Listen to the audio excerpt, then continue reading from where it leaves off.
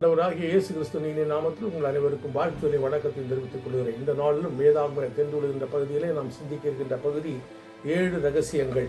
முதலாவது, உலக தோற்றத்துக்கு முன்னே மறைக்கப்பட்டிருந்த தேவ ஞானமாகிய ரகசியம். இது 1 கொரிந்தியர் 2 அதிகாரம் வசனம் 7 முதல் 15 வரை அடங்கியுள்ளது. 2வது, பிதாவாகிய தேவனுக்கும் கிறிஸ்து இயேசுவுக்கும் உரிய ரகசியம்.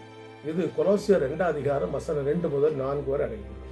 3வது, விசுவாசத்தின் ரகசியம். 1 தீமோத்தேயு 3 அதிகாரம் 9 வசனம் சொல்லப்படுகிறது. 4வது, தேவ பக்திக்குரிய ரகசியம். இது 1 தீமோத்தேயு 3 அதிகாரம் 16 வசனம் சொல்லப்படுகிறது. 5வது, சுவிசேஷத்தின் ரகசியம். இது எபேசியர் 6 அதிகாரம் 20 வசனத்தில் சொல்லப்படுகிறது.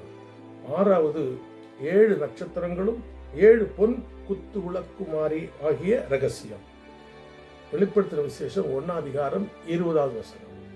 7வது, கடைசி எக்காலம் தொனிக்கும் போது ஒரு நிமிஷத்திலே, ஒரு இமைப்பொழுதிலே நாம் எல்லாரும் மறுரூபமாக்கப்படுவோம் என்கிற ரகசியம். 1 கொரிந்தியர் 15 அதிகாரம் வசனம் 51 55 வரை அடங்கியுள்ளது. இந்த வேதத்திலே குறிக்கப்பட்ட இந்த 7 ரகசியங்களை வாசித்து அதை தியானித்து ஆண்டவருடைய வல்லமையை அறிந்து கொள்வோம். கர்த்தர் தாமே உங்களை ஆசீர்வதிப்பாராக. ஆமென்.